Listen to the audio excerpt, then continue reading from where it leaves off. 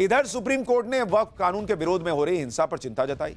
उधर आज मुर्शिदाबाद में हिंसा की एक और खबर आ गई। दावा है कि मुर्शिदाबाद के धुलियान इलाके में एक दुकान में आग लगा दी गई। स्थानीय लोगों का आरोप है कि दुकान में जानबूझकर आग लगाई गई, लेकिन बंगाल पुलिस का दावा है कि इस आग का हिंसा से कोई लेना देना है ही नहीं। सुप्रीम कोर्ट ने वक्फ कानून के विरोध में हुई हिंसा पर चिंता जताकर ममता सरकार पर एक तरीके से सवाल उठाया, लेकिन ऐसा लग रहा है जैसे ममता बनर्जी का सारा ध्यान तो उनके मुस्लिम वोट बैंक पर। वक्फ कानून को लेकर आज ममता बनर्जी ने कोलकाता के एक स्टेडियम में इमामों से मुलाकात की। जो ममता बनर्जी जिन हिंदुओं के घर जल गए, जो अपना घर छोड़कर भागे हुए हैं, उनसे मिलने नहीं जा पाई, उन ममता बनर्जी ने आज इमामों से मुलाकात की। पब्लिक पूछ रही है सोशल मीडिया पर कि मुर्शिदाबाद के हिंदुओं से कब मिलेंगी मैडम आप, जिन्हें बंगाल में घर छोड़कर भागना पड़ा है। ममता बनर्जी ने वक्फ कानून लागू न करने की बात कहकर मुसलमानों को तो भरोसा दे दिया, लेकिन वो हिंसा से पीड़ित उन हिंदुओं को भरोसा कब देंगी जो आज भी न्याय की उम्मीद में। आप ममता बनर्जी की कुछ पुरानी तस्वीरें देखिए। जब कोलकाता में डॉक्टर्स प्रोटेस्ट कर रहे थे तो ममता बनर्जी ने उनसे मुलाकात की। जब टीचर्स ने प्रोटेस्ट किया तो स्टेडियम में उनसे मिली। आज मुसलमान नाराज हो गए तो इमामों से मिल रही, लेकिन पीड़ित हिंदुओं से मिलने का टाइम ममता बनर्जी के पास नहीं आया है अभी तक। ममता बनर्जी के पास पीएम मोदी, अमित शाह और सीएम योगी पर निशाना साधने का पूरा टाइम है। कल रात जब यह खबर आई कि पीएम मोदी राष्ट्रपति से मिल रहे हैं और अमित शाह बीजेपी के बड़े बड़े नेताओं से मिल रहे हैं, तो आज ममता बनर्जी के कैंप में घबराहट दिखी और इसकी झलक आज ममता बनर्जी के बयानों में भी नजर आई। वक्फ कानून पर ममता बनर्जी ने कोलकाता में इमामों के साथ जो बैठक की, उसमें वो मोदी योगी शाह की जोड़ी पर खूब बरसी, जमकर अपनी भड़ास निकाली। मुख्यमंत्री ममता बनर्जी ने पीएम मोदी को चेतावनी देते हुए कहा कि दिल्ली में 1 साल में उनकी सरकार गिर जाएगी। सीएम ममता ने अमित शाह के लिए कहा कि प्रधानमंत्री अमित शाह को कंट्रोल करें, शाह कभी प्रधानमंत्री नहीं बन पाएंगे। सीएम ममता ने योगी आदित्यनाथ के लिए कहा कि वो योगी नहीं भोगी हैं, बड़ी बड़ी बातें करते हैं। ममता बनर्जी की घबराहट को इस बात से भी समझा जा सकता है कि ममता बनर्जी को अब इंडी गठबंधन की याद आ गई। वो वक्फ कानून पर इंडी गठबंधन को साथ आने के लिए कह रही हैं, जो ममता बनर्जी बंगाल में कहती थी कि भाई यहां किसी कांग्रेस की और लेफ्ट की जरूरत नहीं है हमको, वो आज इंडी गठबंधन याद कर रही हैं। और इसी से पब्लिक कह रही है कि ये घबराहट का, राजनीतिक घबराहट का नतीजा है। उनको लग रहा है कहीं राष्ट्रपति शासन ना लग जाए, कहीं वहां पॉलिटिकल नुकसान ना हो जाए, कहीं सत्ता ना चली जाए। ममता बनर्जी के निशाने पर सबसे ज्यादा गृह मंत्री अमित शाह रहे। ममता बनर्जी ने आज मुर्शिदाबाद हिंसा का पूरा ठीकरा अमित शाह, बीएसएफ और गृह मंत्रालय की एजेंसीज पर फोड़ दिया। इसकी डिटेल आगे बताऊंगा, लेकिन पहले सुनिए ममता बनर्जी ने आज कैसे अमित शाह के साथ अपना सियासी स्कोर बराबर करने की कोशिश की। ममता ने कहा कि अमित शाह इतनी जल्दबाजी में क्यों है, वो कभी प्रधानमंत्री नहीं बनने वाले। बहुत रुपया है, पूरा हिंदुस्तान में जितना नेटवर्क है सब बंगाल मक्का खिलाफ में लिखता है। जितना भी आईटी सेक्टर है उसका, वो सब अमित शाह का कंपनी ज्यादा है। ये आप लोग को ध्यान होना चाहिए, उसका इसका साथ बड़ा बड़ा संपर्क है। इतना जल्दीबाजी आपका क्यों है? आप तो प्राइम मिनिस्टर कभी नहीं बनेंगे। मोदी जी चला जाने के बाद आप क्या करेंगे? मोदी जी के আমি রিকোয়েস্ট করব, দয়া করে লোকটাকে কন্ট্রোল করুন। ममता बनर्जी अमित शाह को टारगेट कर रही हैं, शायद इसलिए क्योंकि अमित शाह ने संसद में खड़े होकर कह दिया था कि भाई बंगाल में सीटें बढ़ेंगी, ताल ठोक कर कह रहा हूं, वहां चुनावी तौर पर देख लेंगे क्या होगा क्या नहीं। ममता बनर्जी कहेंगे अमित शाह कभी प्रधानमंत्री नहीं बनने वाले, और मोदी चले गए तो फिर अमित शाह का क्या होगा। अमित शाह के बाद ममता बनर्जी के निशाने पर यूपी के मुख्यमंत्री योगी आदित्यनाथ आ गए। ममता बनर्जी ने यूपी के सीएम योगी आदित्यनाथ पर भी पलटवार किया। दरअसल सीएम योगी ने कल कहा था कि दंगाइयों को डंडे की भाषा समझ आती है।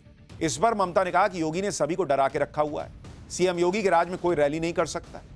सुनिए उन्होंने मुख्यमंत्री योगी आदित्यनाथ को लेकर क्या कहा। दंगाइयों का उपचार ही डंडा है, बिना डंडे के मानेंगे नहीं। आप देख रहे होंगे बंगाल जल रहा है, वहां की मुख्यमंत्री चुप है, दंगाइयों को शांति दूत कहती है। अरे लातों के भूत बातों से कहां मानने वाले हैं। लेकिन सेकुलरिज्म के नाम पर इन लोगों ने दंगाइयों को दंगा करने की पूरी छूट दे रखी है। पूरा मुर्शिदाबाद पिछले एक सप्ताह से चल रहा है, सरकार मौन है। बड़ा बड़ा बात करते हो, कितने एनकाउंटर में मैं मारा, एक भी में रैली किसी को नहीं करने देते, एक भी मिছিল नहीं करने देते, लोगों को डर दिखा के रख दिया, लोगों ने एक रैली भी नहीं कर सकता है। अरे बांग्लाয় तो फ्रीडम আছে, সিপিএম র‍্যালি করে, সিপিআই করে, আলট্রালেফরাও কখনো কখনো করে, এসইউসিও করে, কংগ্রেসও করে, আর বিজেপি তো পারমিশনের প্রয়োজন নেই।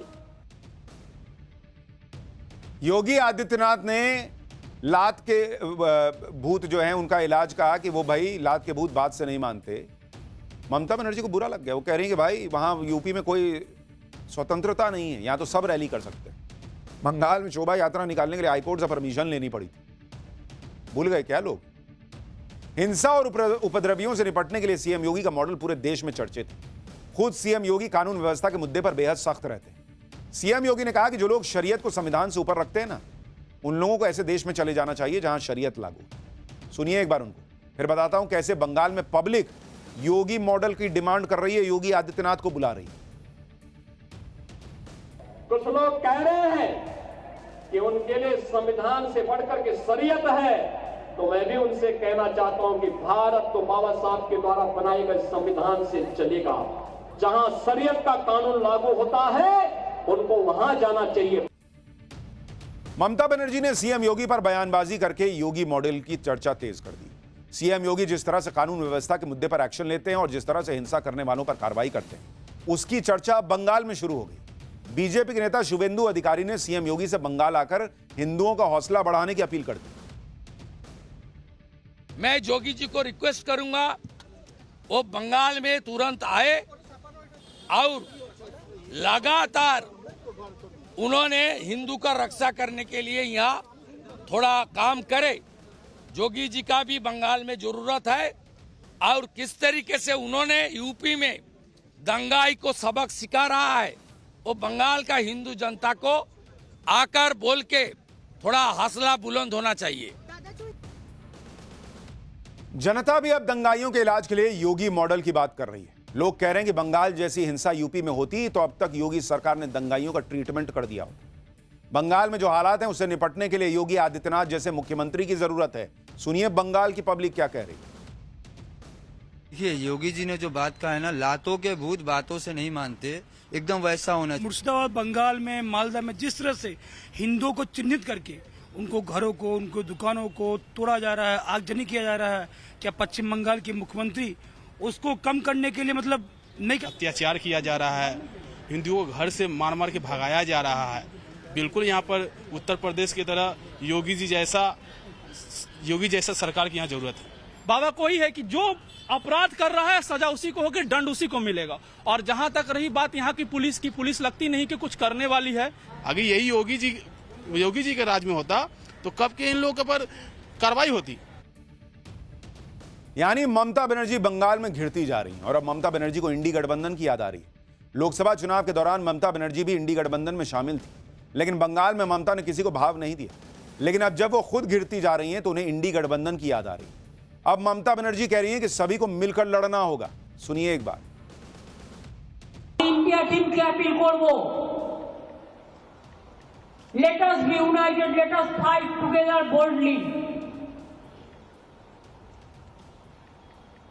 This is not an individual matter. It will affect each and everybody. Mamata Banerjee को इंडी गठबंधन की याद आना यह अपने आप में बड़ा सियासी संकेत है कि ममता बनर्जी को अपनी जमीन खिसकती दिख रही है। बंगाल में योगी हो रहा है और यह बात ममता बनर्जी को शायद चुभ रही हो, क्योंकि मुर्शिदाबाद हिंसा पर ममता बनर्जी की सरकार से सवाल हो रहे हैं कि वो हिंसा को रोकने में नाकाम क्यों रही।